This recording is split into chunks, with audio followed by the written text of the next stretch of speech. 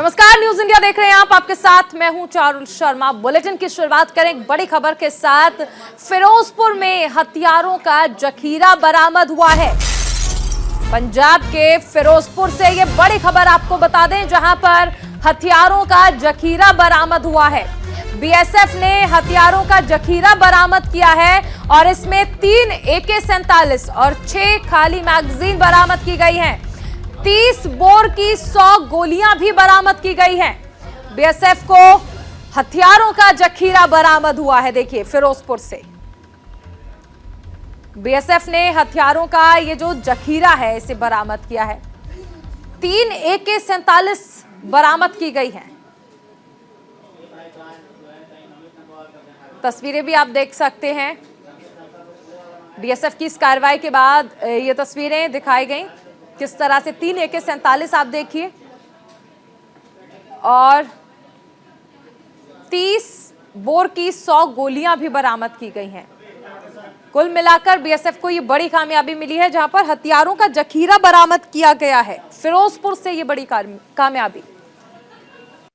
पाकिस्तानी दहशतगर्द अपनी नाकपाक हरकतों से बाज नहीं आते, लेकिन वहीं भारतीय सेना ने उनको भी मुंह तोड़ जवाब देने की कसम खाई है। जी हाँ, अगर बात हम कल फिरोजपुर की करें तो वहाँ 0 लाइन पर बीएसएफ की तरफ से चेकिंग की जा रही थी, लेकिन वहाँ पे एक उनको लावारिस बैग मिलता है। जब उस बैग को खोला जाता है तो उसमें से 3 AK-47 और 5 मिनी AK-47 मिलती हैं और उसके अलावा भारी तादाद में वहाँ पे उस बैग में कारतूस भी बरामद किए जाते हैं और इसके अलावा 3 पिस्टल भी मिलते हैं। लेकिन बीएसएफ का कहना यह है कि पाकिस्तान की तरफ से आए दिन इस तरीके के हथियार मिलते रहते हैं और कहीं ना कहीं पंजाब में दहशतगर्दी का नंगा नाच खेलने की कोशिश की जा रही है। बीएसएफ और आर्मी की सतर्कता की वजह से पंजाब का माहौल ख़राब करने की कोशिश तो की जाती है उनके द्वारा, लेकिन फौज की वजह से उनके मंसूबों पर पानी फेर दिया जाता है। कैमरामैन शैलेंद्र के साथ मैं सतेंद्र कुमार, न्यूज इंडिया, फिरोजपुर। एक और बड़ी खबर आपको बता दें, गृह मंत्रालय के चिंतन शिविर में प्रधानमंत्री नरेंद्र मोदी ने तमाम बातें कही। कानून व्यवस्था किसी एक राज्य की समस्या नहीं है, ये बातें अपने संबोधन के दौरान प्रधानमंत्री नरेंद्र मोदी ने कही और कहा कि सभी राज्यों से तालमेल से ही ये समस्याएं जो हैं इनका हल होगा। राज्य में नहीं सिमट सकता है कानून। प्रधानमंत्री मोदी ने कहा कि कानून व्यवस्था का दुरुस्त होना जरूरी है, तो राज्य में कानून नहीं सिमट सकता है। ये उस बात को लेकर कहा गया है कि कभी कभी 2 राज्यों के बीच अगर कोई घटना हो जाती है तो उससे राज्य विवाद में फंसा दिया जाता है। लेकिन ऐसे में प्रधानमंत्री नरेंद्र मोदी ने स्पष्ट किया कि किसी राज्य में नहीं सिमट सकता है कानून और कानूनी व्यवस्था। क्या कुछ कहा प्रधानमंत्री नरेंद्र मोदी ने, सुनाते हैं आपको।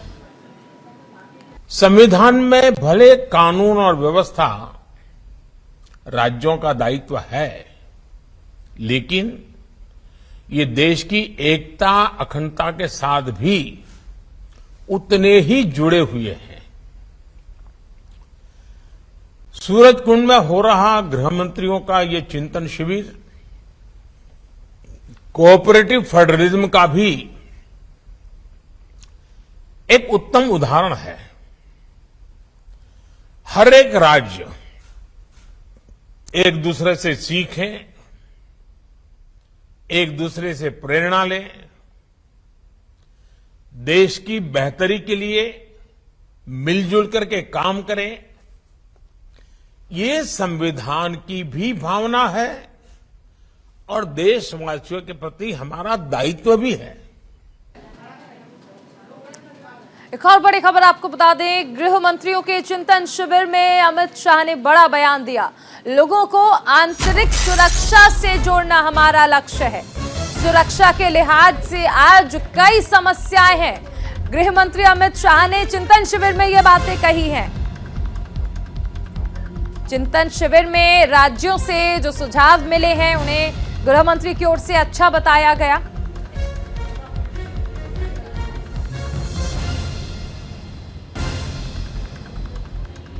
हरियाणा में इस चिंतन शिविर का आयोजन हुआ है, जिसमें हर राज्य के गृह मंत्री को जुड़ना था और ऐसे में क्या कहा गृह मंत्री अमित शाह की ओर से, सुनाते हैं आपको। सब जानते हैं हमारे संविधान में कानून और व्यवस्था राज्यों का विषय है, परंतु तत्कालीन समय में जब कानून और व्यवस्था आंतरिक सुरक्षा की समीक्षा करते हैं तो कई इस प्रकार की समस्याएं ध्यान पर आती है जो बॉर्डरलेस हैं, जो राज्यों की सीमाओं से परे हैं, जो क्षेत्र से भी परे हैं और देश की सीमाओं के उस पार से भी कई क्राइम हो रहे हैं, जैसे कि आतंकवाद, नारकोटिक्स की समस्या, मनी लॉन्ड्रिंग की समस्या, घुसपैठ की समस्या, ड्रोन के माध्यम से हथियारों और नारकोटिक्स की तस्करी हो और हमारी सीमाओं की फिजिकल सुरक्षा की बात हो। जब तक पूरे देश की पुलिस और केंद्र की एजेंसियों का ये सभी समस्याओं के प्रति रिस्पॉन्ड एक समान नहीं होता, इस समस्याओं के प्रति लड़ने की हमारी रणनीति एक नहीं होती, एक दिशा में एक साथ होकर सभी राज्य आगे नहीं बढ़ते हैं तो उनका सामना नामुमकिन है। एक और बड़ी खबर आपको बता दें, रक्षा मंत्री राजनाथ सिंह आज लद्दाख दौरे पर रहेंगे। बड़ी खबर आपको बता दें, रक्षा मंत्री राजनाथ सिंह के लद्दाख दौरे से जुड़ी हुई है। एलएसी की मौजूदा स्थिति की समीक्षा करेंगे रक्षा मंत्री राजनाथ सिंह। गलवान घाटी भी जाएंगे रक्षा मंत्री राजनाथ सिंह और यहां पर शियोक पुल से 75 परियोजनाओं का लोकार्पण भी रक्षा मंत्री के द्वारा किया जाएगा। रक्षा मंत्री राजनाथ सिंह आज लद्दाख दौरे पर रहेंगे और इस दौरान लद्दाख में वास्तविक नियंत्रण रेखा यानी एलएसी पर सुरक्षा व्यवस्था की समीक्षा करेंगे। इसके साथ ही अग्रिम मोर्चे पर जाकर ऑपरेशनल तैयारियों की भी जानकारी लेंगे। इसके अलावा राजनाथ सिंह सर्दी के मौसम में जवानों की सुरक्षा को लेकर किए गए उपाय की समीक्षा करेंगे। जानकारी के मुताबिक रक्षा मंत्री अपने लद्दाख दौरे के दौरान कई परियोजनाओं का भी लोकार्पण करेंगे। राजनाथ सिंह गलवान घाटी के शियोक पुल से देश की 75 परियोजनाओं का लोकार्पण करेंगे, जिन्हें बीआरओ की ओर से तैयार किया गया है। इनमें जम्मू संभाग की 17 और कठुआ की 7 परियोजनाएं शामिल हैं। इसके अलावा वो कठुआ के हीरानगर इलाके के पहाड़पुर में भाग नाला पर 121 मीटर लंबे पुल का लोकार्पण करेंगे, जिससे पंजाब आने जाने की दूरी कम होगी। इस सुविधा से लद्दाख के लोगों को अमृतसर जाने के लिए लखनपुर, माधोपुर, पठानकोट जाने की जरूरत नहीं पड़ेगी। इससे करीब 50 किलोमीटर तक का सफर कम हो जाएगा।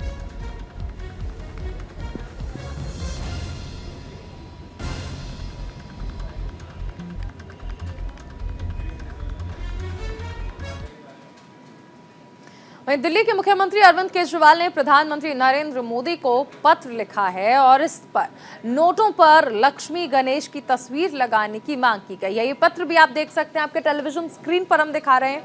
मुख्यमंत्री अरविंद केजरीवाल की ओर से लिखा गया ये पत्र प्रधानमंत्री नरेंद्र मोदी को भेजा गया है, जिसमें उन्होंने हाल ही में 2 दिन पहले बयान दिया था, यानी दीपावली के अगले दिन उन्होंने कहा था कि नोट पर एक तरफ बापू और दूसरी तरफ लक्ष्मी गणेश जी की तस्वीर होनी चाहिए।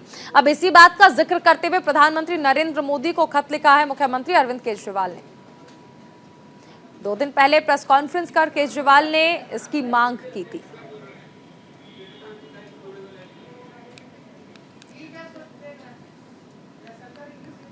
ये वो पत्र है जो दिल्ली के मुख्यमंत्री अरविंद केजरीवाल की ओर से लिखा गया है प्रधानमंत्री नरेंद्र मोदी को, और इसमें मांग की गई है कि नोट पर एक तरफ बापू तो दूसरी तरफ लक्ष्मी गणेश की तस्वीर होनी चाहिए।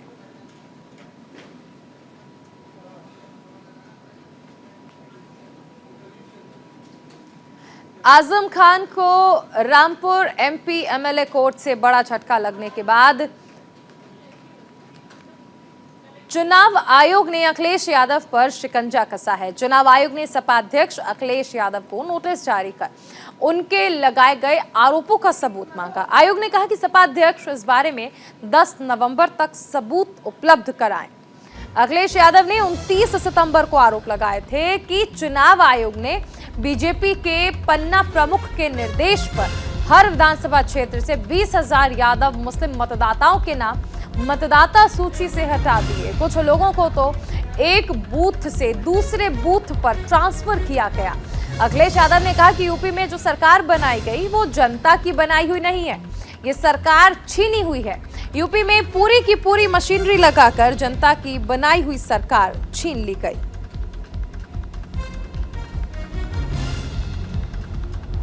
तो चुनाव आयोग ने अखिलेश यादव से जवाब मांगा है और सबूत मांगा गया है, क्योंकि अखिलेश यादव ने चुनाव आयोग को लेकर जिस तरह से सवाल उठाए।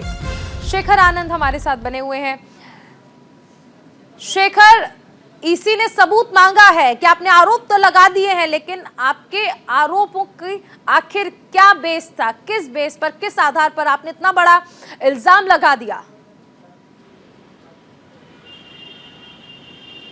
देखिए, पॉलिटिकल पार्टीज अपनी तरह से हर बार हर चुनाव से पहले कुछ ना कुछ ऐसा शिगुफा छेड़ती हैं जिससे हमारी संवैधानिक संस्थाएं, खासतौर से चुनाव आयोग हुआ, ईडी हुआ, सीबीआई हुआ, ये किसी न किसी रूप से विवादों के घेरे में आते हैं। अब उत्तर प्रदेश में निकाय चुनाव होने जा रहे हैं और उससे ठीक पहले अखिलेश यादव की तरफ से ये आरोप लगाया गया है कि मुस्लिम और यादवों के नाम जो हैं हर विधानसभा में 20-20 हज़ार काटे गए पन्ना प्रमुख के इशारे पर। इस पर इलेक्शन कमीशन ने संज्ञान लिया है और अखिलेश यादव से सबूत मांगे हैं कि अगर आपके पास कोई ऐसे सबूत हैं कि किसी का नाम था और उसका नाम इलेक्शन कमीशन ने हटाया है, आप इस आरोप को लगा रहे हैं, तो उसका सबूत भी दस्तावेजी रूप में प्रस्तुत करिए। इसके दो तरीके हो सकते हैं कि एक तो पुरानी लिस्ट उठा करके अखिलेश यादव दिखाएं कि हाँ इस तरीके से ये पुराने नाम थे और इनको हटा दिया गया। कई बार ये भी होता है कि नए परिसीमन में या जब वोटर लिस्ट तैयार होती है तो बूथों की संख्या घटाई और बढ़ाई जाती है, उस हिसाब से कई बार बूथ भी चेंज हो जाते हैं। कई संवेदनशील बूथ होते हैं, उनको डिसमेंटल करके नए सिरे से चीज़ों को किया जाता है। ये इलेक्शन कमीशन का अपनी तरह का एक अधिकार होता है जिसको इलेक्शन कमीशन हर इलेक्शन से पहले करता है। तो अब जिस तरह के आरोप अखिलेश यादव ने इलेक्शन कमीशन पर लगाए हैं उन्हें उसके सबूत देने होंगे। 10 नवंबर इसकी तारीख तय की है इलेक्शन कमीशन ने, यानी 10-12 दिन हैं अखिलेश यादव के पास अपना सबूत देने के लिए। इसके साथ साथ देखिए, नगर निकाय के चुनाव होने हैं, नगर निगमों के चुनाव होने हैं, इसको लेकर के वोटर लिस्ट तैयार हो रही है। 7 नवंबर तक ये वोटर लिस्ट तैयार होगी और उसके बाद ये वोटर लिस्ट जब तैयार होकर के इलेक्शन कमीशन के पास जाएगी, 20 नवंबर को इलेक्शन कमीशन ये फैसला लेगा कि नई लिस्ट छापनी है या उसी के आधार पर आगे बढ़ना है जो पहले से मौजूद है। इस तरीके की एक प्रक्रिया इलेक्शन कमीशन हर चुनाव से पहले करता है। लोगों को नाम जुड़वाने का, अपने स्थान बदलने का अलग अलग फॉर्म के जरिए मौका दिया जाता है ताकि वो वोट देने से वंचित ना रह जाएं। तो इलेक्शन कमीशन पर जो आरोप है उसके सबूत देकर के अखिलेश यादव अपने आरोपों को मजबूत कर सकते हैं। शेखर, ये समझना चाहेंगे क्योंकि देखिए चुनाव के दौरान राजनीतिक पार्टियां और नेता कई तरह के बयान देते हैं, तो क्या ये महज एक शगुफा था या फिर आप ये समझिए कि किसी बेस पर, किसी आधार पर इतनी बड़ी बात अखिलेश यादव की ओर से कही गई कि खासकर मुस्लिम और यादव, जो कि उनका फैक्टर भी माना जाता है, जो कि उनका वोट बैंक है, कि उनके जो वोट थे उन्हें काट दिया गया? देखिए, ऐसा है कि विधानसभा चुनाव जो निपटा है उसके बाद अखिलेश यादव निश्चित रूप से समाजवादी पार्टी की सीटें बढ़ी हैं। जो पहले आधी थी उससे दुगनी होकर के 125 के आसपास इनका गठबंधन पहुंचा है। समाजवादी पार्टी के तमाम एक विधायक जीते हैं और अखिलेश यादव ये मान करके चल रहे थे कि एंटी इनकम्बेंसी का जिस तरीके का फैक्टर हमेशा से होता आया है कि एक बार मायावती की सरकार बनी, फिर अखिलेश की बनी, अखिलेश रिपीट करना चाहते थे, तब बीजेपी की बन गई। बीजेपी अगर उत्तर प्रदेश में अपनी सरकार रिपीट कर ले गई है तो उसके पीछे किसी तरीके की कोई साजिश है। इस बात को लेकर के अखिलेश यादव लगातार सरकार पर हमलावर रहे हैं। जैसे ही नतीजे आए हैं उसी क्रम में उन्होंने ये बात आगे बढ़ाई है और इलेक्शन कमीशन पर जो उन्होंने आरोप लगाए हैं उसके सबूत इलेक्शन कमीशन ने उनसे मांग लिए हैं। तो ये राजनीतिक शिगुफा भी हो सकता है, जिसको अक्सर हम देखते आते हैं कि चुनाव के अगर नतीजे मन मुताबिक किसी पार्टी के नहीं है तो वो आरोप लगाती ही है, कभी इलेक्शन कमीशन पर, कभी जो मौजूदा सरकार होती है उस पर, कभी पूरे प्रशासनिक मशीनरी पर। लेकिन हकीकत यह है कि ये प्रशासनिक अमला जो होता है वो 30-35 साल नौकरी करता है। किसी की सरकार में उसका अपॉइंटमेंट होता है, किसी की सरकार में उसे प्रमोशन मिलता है और अलग अलग सरकारों में वो इस तरीके की जो संस्थागत प्रक्रियाएं हैं, लोकतांत्रिक पर्व हैं, चुनाव हैं, उनको कराता आता है। तो ये एक आरोप प्रत्यारोप का सिलसिला है जो आमतौर पर राजनीतिक पार्टियों की तरफ से देखने को मिलता है। हाँ, अगर इसमें गंभीरता है तो अखिलेश यादव के पास मौका है कि वो 10 नवंबर तक सबूत दे दें। बिल्कुल, ये भी समझना चाहेंगे शेखर आपसे कि देखिए यहाँ पर एक बड़ा आरोप भी लगाया जा रहा है कि ना सिर्फ वोट काटे गए हैं, बल्कि ये कह रहे हैं अखिलेश यादव कि ये चुनी हुई नहीं बल्कि छीनी हुई सरकार है। और ऐसे में क्या लगता है कि आने वाले वक्त में अगर अखिलेश यादव ये प्रूव नहीं कर पाते हैं जो आरोप उन्होंने लगाए हैं, तो मुसीबतें बढ़ सकती हैं, मुश्किलें बढ़ सकती हैं? देखिए, अभी तक ऐसा तो नहीं हुआ है कि इलेक्शन कमीशन चला गया हो और उसने मानहानि का दावा कर दिया हो किसी पॉलिटिकल पार्टी पर या किसी पॉलिटिकल नेता पर, लेकिन एक छीछा लेदर शब्द है जिसकी आमतौर पर इस तरीके के स्थितियों में बढ़ चढ़कर ये शब्द सामने आने लगता है। तो इसमें कोई दो राय नहीं है कि जो अखिलेश यादव का बयान है कि ये चुनी हुई नहीं छीनी हुई सरकार है, अगर इलेक्शन कमीशन को सबूत नहीं दे पाते हैं तो छीछा लेदर तय है। लेकिन दूसरी तरफ अगर वो सबूत दे देते हैं तो इलेक्शन कमीशन पर एक बड़ा सवालिया निशान लग जाएगा, मामला ऊपरी अदालतों में जाएगा, इसके ऊपर बाकायदा कोई कार्रवाई होगी। दोनों ही चीज़ें हैं। रही बात चुनी हुई और छीनी हुई की, तो लोगों ने निकल करके वोट दिया है। एक प्रक्रिया होती है कि वोटिंग के दिन आम आदमी अपना वोट देता है, वो वोटिंग जो बैलेट्स होते हैं, जो मशीनें होती हैं, वो सील हो जाते हैं, मतगणना वाले दिन उनकी मतगणना हो जाती है और उसके बाद नतीजे घोषित होते हैं। तो एक प्रक्रियागत चीज़ है। अगर ऐसा होता कि कोई भी आदमी एक बार सरकार में आ गया और उसके बाद मशीनरी का उपयोग दुरुपयोग प्रयोग करके वो अपनी सरकार को लगातार बना सकता है, तो शायद ये अलग अलग राज्यों में कभी ऐसा होता ही नहीं कि कोई सरकार बनती और उसके बाद वो जाती और विपक्ष नाम की कोई चीज़ होती। तो सबूत देने पड़ते हैं ऐसी स्थिति जब आप इतने गंभीर आरोप लगाते हैं। फिलहाल उत्तर प्रदेश में चुनी हुई सरकार है जिसने 2022 के विधानसभा चुनाव में लोगों से वोट मांगा, उसे वोट मिले और उसके बाद नतीजे घोषित हुए और शपथ ग्रहण समारोह हुआ। कि अब देखिए देखना ये होगा कि 10 तारीख को अखिलेश यादव क्या सबूत पेश करते हैं। बहुत शुक्रिया इस तमाम जानकारी के लिए शेखर। यूपी के मैनपुरी में भाई दूज के मौके पर एक घर में मातम छा गया। ओछा थाना इलाके के नगला कन्हई गांव में एक ही परिवार के 5 लोग चाय पीने के बाद गंभीर तौर पर बीमार हो गए, जिनमें से 4 लोगों की मौत हो गई। मरने वालों में 2 बच्चे भी शामिल हैं। दरअसल शिवनंदन के घर पर भाई दूज के मौके पर कुछ रिश्तेदार आए। उस दौरान शिवनंदन की पत्नी ने सभी के लिए चाय बनाई, जिसे पीते ही पति सहित 5 लोग बीमार हो गए। पुलिस की प्राथमिक जांच से पता चला है कि चाय में कीटनाशक मिलाया गया। फिलहाल पुलिस पूरे मामले की जांच कर रही है। पृष्ठभूमि यह है कि रामवती नाम की एक महिला जो चाय बना रही थी, भूल बस धान में डालने वाली दवा चाय पत्ती समझ करके उसने डाल दिया, जिसको 5 लोगों ने पिया था। जिस संबंध में फोरेंसिक टीम भी मौके पर है, वो उस पदार्थ को कब्जे में लिया जा रहा है। अन्य आवश्यक वैधानिक कार्रवाई की जा रही है। पंजाब के मोगा जिले के एक युवक का वीडियो इन दिनों वायरल हो रहा है।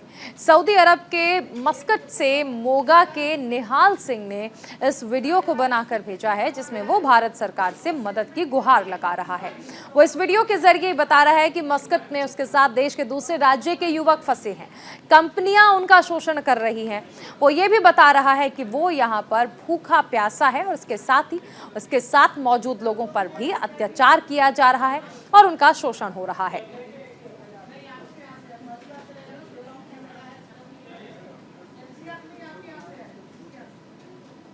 ਦੇ ਵਿੱਚ ਆਏ ਗਏ ਸੀਗੇ ਵਿਜ਼ਿਟ ਵੀਜ਼ਾ ਤੇ। ਸਤਿ ਸ੍ਰੀ ਅਕਾਲ ਸਾਡੀ ਸਾਰਿਆਂ ਨੂੰ, ਪੰਜਾਬ ਸਰਕਾਰ ਨੂੰ ਹੈ ਜਾਣੀ ਕਿ ਅਸੀਂ ਭਾਈ ਮਾਸਕਟ ਦੇ ਵਿੱਚ ਆਏ ਗਏ ਸੀਗੇ ਵਿਜ਼ਿਟ ਵੀਜ਼ਾ ਤੇ। ਵਿਜ਼ਿਟ ਵੀਜ਼ਾ ਤੇ ਆਏ ਸੀਗੇ ਤੇ ਵਿਜ਼ਿਟ ਵੀਜ਼ਾ ਤੇ ਆ ਕੇ ਅਸੀਂ ਫਸ ਚੁੱਕੇ ਹਾਂ। ਸਾਡੇ ਨਾਲ ਕੰਪਨੀ ਨੇ ਬਹੁਤ ਵੱਡਾ ਧੋਖਾ ਕੀਤਾ। ਸਾਨੂੰ ਪਹਿਲਾਂ ਵਿਜ਼ਿਟ ਵੀਜ਼ੇ ਤੇ ਬੁਲਾ ਲਿਆ, ਉਸ ਤੋਂ ਬਾਅਦ ਸਾਡਾ ਅਪਲਾਈਮੈਂਟ ਵੀਜ਼ਾ ਨਹੀਂ ਕਰਵਾ ਰਹੀ ਹੈ। ਤੇ ਸਾਡੀ ਗੁਜ਼ਾਰਿਸ਼ ਹੈ ਰਾਜਪਾਲ ਨੂੰ ਵੀ ਸਾਡੀ ਵੀਡੀਓ ਭਗਵੰਤ ਮਾਨ ਤੱਕ ਪਹੁੰਚਾਈ ਜਾਵੇ। ਵੀ ਸਾਨੂੰ ਖਾਣੇ ਦੀ ਬਹੁਤ ਪ੍ਰੋਬਲਮ ਹੈ ਭਾਜੀ, 8 ਦਿਨ ਹੋ ਗਿਆ ਸਾਨੂੰ ਖਾਣੇ ਪੀਣ ਦਾ ਕੋਈ ਸਾਡਾ ਪਤਾ ਨਹੀਂ ਹੈ। ਤੇ ਕੰਪਨੀ ਨੇ ਲਿਆ ਕੇ ਇੱਥੇ ਸਾਨੂੰ ਰੱਖ ਦਿੱਤਾ ਹੈ। ਕੰਪਨੀ ਹੁਣ ਸਾਨੂੰ ਇਹੀ ਗੱਲ ਕਹਿੰਦੀ ਹੈ, ਕਿਸੇ ਨੇ 1 ਲੱਖ ਦਿੱਤਾ ਹੋਇਆ, ਕਿਸੇ ਦਾ 60,000 ਦਿੱਤਾ ਹੋਇਆ, ਕਿਸੇ ਦਾ 80,000 ਦਿੱਤਾ ਹੋਇਆ। ਵੀ ਸਾਰੇ ਹੁਣ ਉੱਥੋਂ ਪੈਸੇ ਲਾ ਕੇ ਆਏ ਭਾਜੀ, ਹੁਣ ਉਹੀ ਪੈਸੇ ਸਾਤੋਂ ਫਿਰ ਵਾਪਸ ਮੰਗਵਾ ਰਹੇ ਆ ਵੀ ਇੰਨੇ ਪੈਸੇ ਸਾਨੂੰ ਹੋਰ ਦਿਓ ਤਾਂ ਤੁਹਾਡਾ ਵੀਜ਼ਾ ਲੱਗੂਗਾ। ਹੁਣ ਸਾਰੇ ਗਰੀਬ ਅਸੀਂ कित्थों पैसे देवांगे। यूपी के मुरादाबाद में पुराने विवाद को लेकर 2 पक्षों के बीच जमकर पत्थरबाजी हुई। पत्थर लगने से एक महिला और एक युवक गंभीर रूप से घायल हो गया। दोनों घायलों को इलाज के लिए अस्पताल में भर्ती कराया गया है। घटना की सूचना मिलने के बाद स्थानीय पुलिस मौके पर पहुंची और छानबीन शुरू की। इलाके में तनाव के बाद भारी पुलिस बल तैनात किया गया है।